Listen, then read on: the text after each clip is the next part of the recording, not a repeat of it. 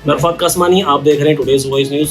इस वक्त हम मौजूद हैं मुमरा की MM वैली की TMC हॉस्पिटल में। बात करेंगे डॉक्टर शारमिन डिंगा से, जानकारी लेंगे इनसे मीज़ल्स के बारे में। आजकल जो मीज़ल्स की बीमारी फैली हुई है उस बारे में इन्होंने कुछ एक्टिविटी स्टार्ट की है। स्कूल टू स्कूल ये जाकर विजिट कर रही है और बच्चों को वैक्सीनेशन लेने के लिए इंसिस्ट कर रही है। इनसे पूरी जानकारी लेते हैं कि क्या कहती है। डॉक्टर शारमिन जी, आपका टुडेज वॉइस न्यूज़ में स्वागत है। आजकल जो मीज़ल्स की जो बीमारी चल रही है, इस मामले में आपको जानकारी दीजिए। आप TMC हॉस्पिटल के एक जिम्मेदार हैं यहाँ पे और आपने कुछ एक्टिविटी स्टार्ट की है, आप क्या कहना चाहेंगे इस बारे में? पहले तो सब लोग को अस्सलाम वालेकुम। जैसे कि हम लोग मीज़ल्स का जो एक्टिविटी कर रहे हैं ना, मीज़ल्स एक्चुअली बहुत बड़ी बीमारी है जिसको 2000 में उसमें हम लोग को एक सक्सेस मिला था। अकॉर्डिंग टू WHO मीज़ल्स कैसा है ना, वो इरेडिकेट होता है, आपको बहुत जल्दी फैलेगा। भले आप आजू बाजू भी बैठोगे ना, वो फैलता है। भले आप उसके मुंह का ना खाओ, कुछ ना करो, लेकिन वो फैलेगा via air, spread to spread, ऐसा रहता है।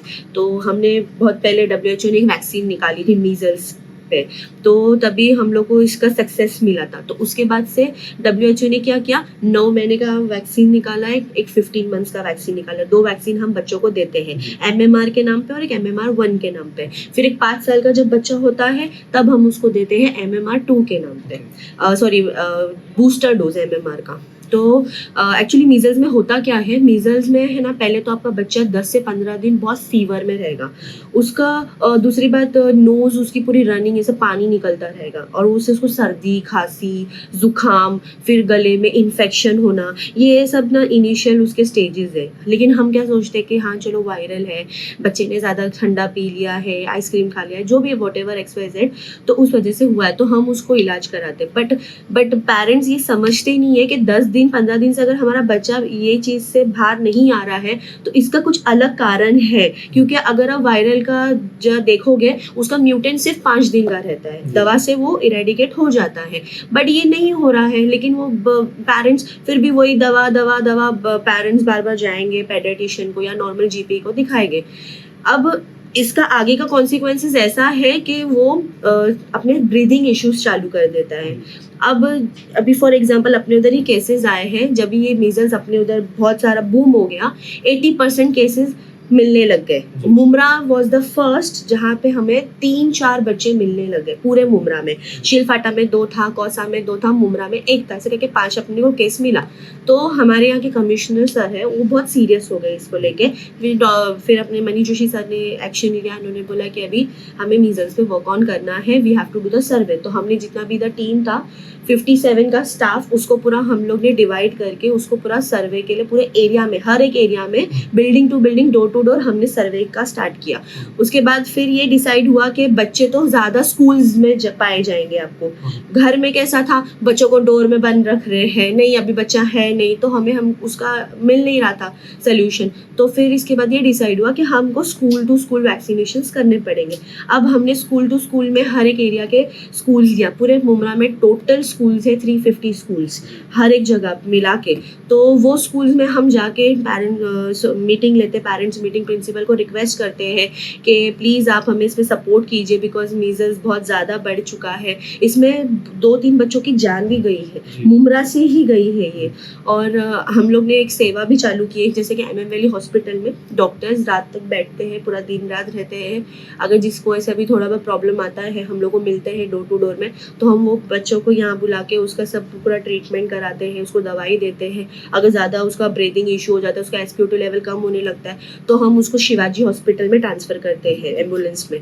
ये हमारा है। दूसरा शिवाजी में पूरा हम लोग ने एक पूरा मीज़ल्स का पूरा सेक्शन बनाया है, जिसमें सिर्फ मीज़ल्स के बच्चे ही पाए जा रहे हैं। अगर आप स्टडी करोगे, आप प्राइम हॉस्पिटल चले जाओ, आप बिलाल हॉस्पिटल चले जाओ, उनका अलग एक सेक्शन बन चुका है बच्चों का, जिसमें सिर्फ मीज़ल्स के बच्चे ही लिए जा रहे हैं। के हिसाब से कितने बच्चे इफेक्ट हुए होंगे अब तक? अभी तक का 80% बच्चे इफेक्ट हो चुके हैं। यस, मुमरा के ही बात कर रही हूँ मैं। क्योंकि कैसा, इसका रीज़न ऐसा है कि हम 2 साल से कोविड में थे, तो कोई लोग ने ध्यान नहीं दिया। हमारे पास वैक्सीन तो थी, बट हमारा काम ज़्यादा जोरों पे कोविड पे ही चल रहा था। और जैसे 9 महीने और 15 महीने के बच्चों को जो वैक्सीन नॉर्मली दिया जाता है, पेरेंट्स भी डर के मारे बाहर ही नहीं निकल रहे थे, लॉकडाउन, तो कोई बाहर आ ही नहीं रहा था, तो वैक्सीन के लिए कौन निकलेगा। तो इस वजह से ये टाइम ज़्यादा हाइट पे आ गया अपना चीज़। वायरस जो भी था। तो फिर हम लोग ने स्टार्ट किया स्कूल्स में, जैसे SNM स्कूल गए हमने मेस्को स्कूल स्टार्ट किया, सिम्बोसिस किए, फिर दोस्ती फाउंडेशन जहाँ पे ज़्यादा बच्चों की तादाद है। ऐसा नहीं है हमें को अगर 15-20 बच्चे का भी स्कूल मिल रहा है ना, हम कर रहे हैं, लेकिन कोई स्कूल हमें सपोर्ट कर रहा है, कोई स्कूल हमें सपोर्ट नहीं कर रहा है। जैसे कि मून स्टार के कैपेसिटी है 1000 बच्चे का, ओनली नर्सरी, जूनियर और सीनियर। आप यकीन मानोगे, जब हमने उनका पेरेंट्स मीटिंग लिया, देयर वर एवरीवन प्रेजेंट, उधर सब पेरेंट्स माशाल्लाह से प्रेजेंट थे। प्रिंसिपल ने भी बोला कि हाँ ठीक है हम करेंगे, बट जब एट द टाइम हम हमारी 4 टीम लेके गए वैक्सीनेट करने के लिए, हमें आप यकीन मानो 77 बच्चे ही मिले।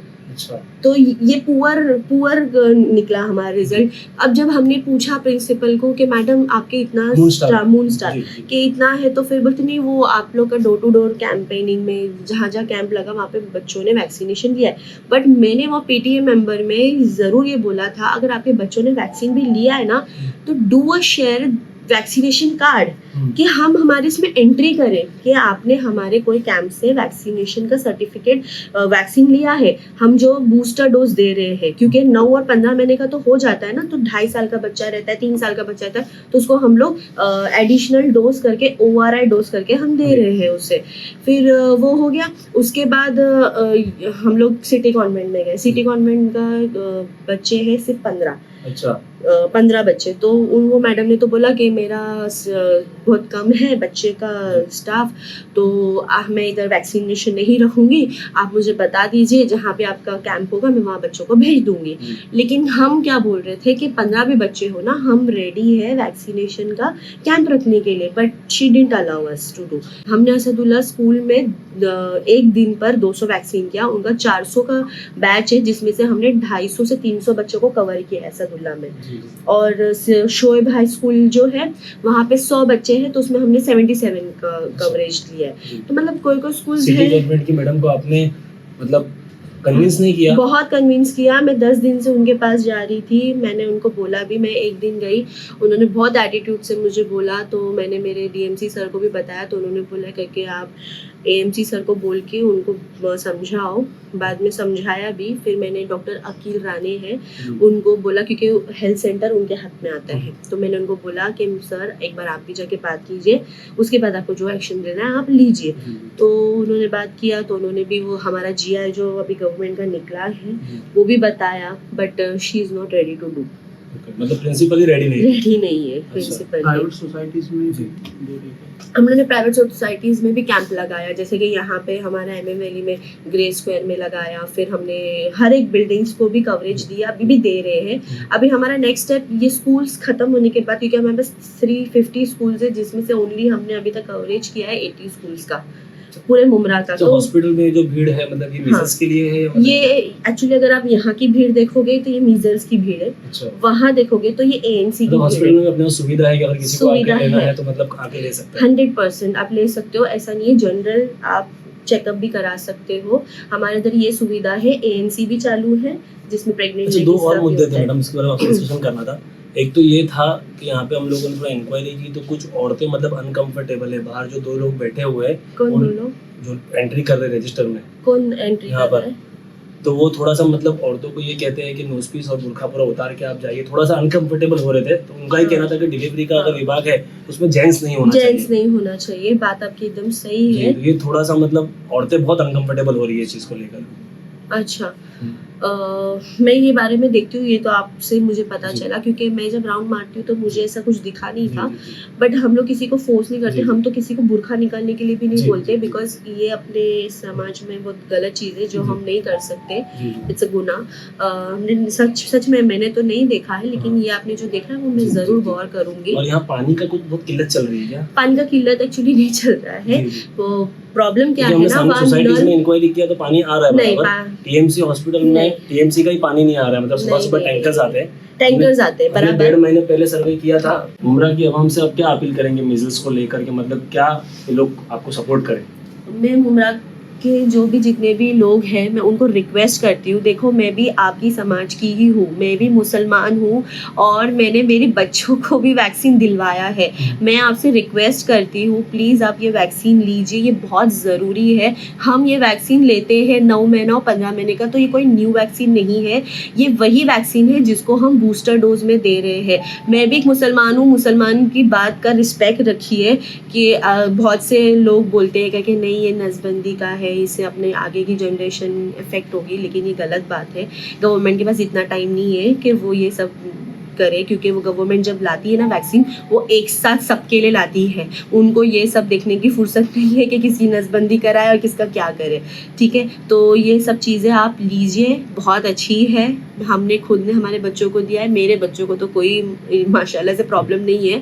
और आप भी ये वैक्सीन गवर्नमेंट के इसमें जा के आप लेते हो, 9 और 15 महीने का वही वैक्सीन है, आप यकीन मानिए इट्स सेफ है पूरा। तो मैम ये हम लोगों ने एक सर्वे किया छोटा सा, मतलब स्कूल वालों से भी बात किया कि मतलब कि आप लोग सपोर्ट कर रहे हैं क्या नहीं, तो बोले कि हाँ मतलब हम लोगों के ऊपर टीएमसी प्रेशर आ रहा है, हम भी सामने कह रहे हैं, लेकिन घर वाले नहीं मान रहे हैं, नहीं भेज रहे हैं, तो इस वजह से टीएमसी वाले हम लोगों के ऊपर प्रेशर कर रहे हैं कि हम आपको लेटर देंगे या ऐसा कुछ। नहीं, देखो प्रेशर कोई नहीं कर रहा है, हम लोग तो प्रेशर, क्योंकि स्कूल वालों का ये कहना है कि हम मतलब माँ बाप को मतलब ऐसा नहीं बोल सकते कि अगर आप वैक्सीन नहीं लोगे तो हम आपको स्कूल से निकाल देंगे, ऐसा तो नहीं कर सकते, उनका अपनी चॉइस है। हम ऐसा नहीं बोल रहे कि आप उनको ये करो मतलब प्रेशर, लेकिन स्कूल वाले पहले जब हम जाते हैं ना तो आप सीधे से मुझे बोल दो ना करके, हाँ मैडम आप कैंप रखिए, हम पहला पेरेंट्स मीटिंग लीजिए, हम उनसे के सामने पूछेंगे। जैसे आपको एग्जांपल देती हूँ असदुल्ला सर का पैटर्न इतना बढ़िया था ना, उन्होंने ना एक रूम में मीटिंग रखवाया था जिसमें उनके 400 पेरेंट्स थे, तो उन्होंने 2 दिन रखा। एक दिन पे सिर्फ जितने बच्चे जो छोटे छोटे बच्चे लड़कों के माँ बाप है ना वो आए थे, दूसरे दिन लड़कियों के माँ बाप आए थे, उनका ऐसा एहतराम है बहुत स्कूल में।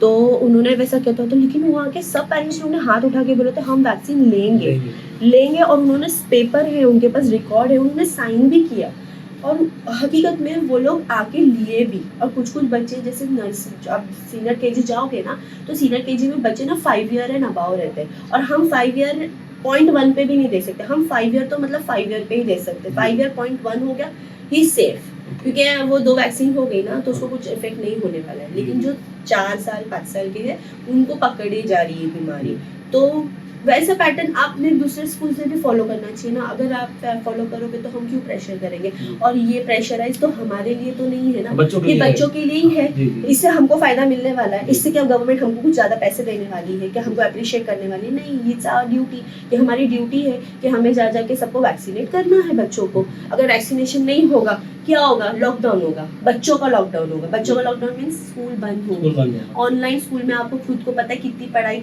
बच्चे कर लेते हैं, टीचर्स तो अपना 100% देते हैं, बच्चे करते हैं। बच्चे का लिखना कितना कमजोर हो गया है आपको पता है ये बात? कितने बच्चे हैं जो इनएक्टिव हो गए, जो लिखना पढ़ना छोड़ दिए हैं, फिर उसकी फिजिकल एक्टिविटी कितनी कमजोर हो गई है, तो बच्चे तो वीक हो रहे हैं, माइंड डेवलपमेंट तो जा रहा है, खत्म हो रहा है। तुमको पता है आप अगर स्टडी करोगे ना, इंडिया की one of the best education है, क्योंकि हमारे इंडिया में बच्चे लिखना पढ़ना बोलना जल्दी सीखते हैं।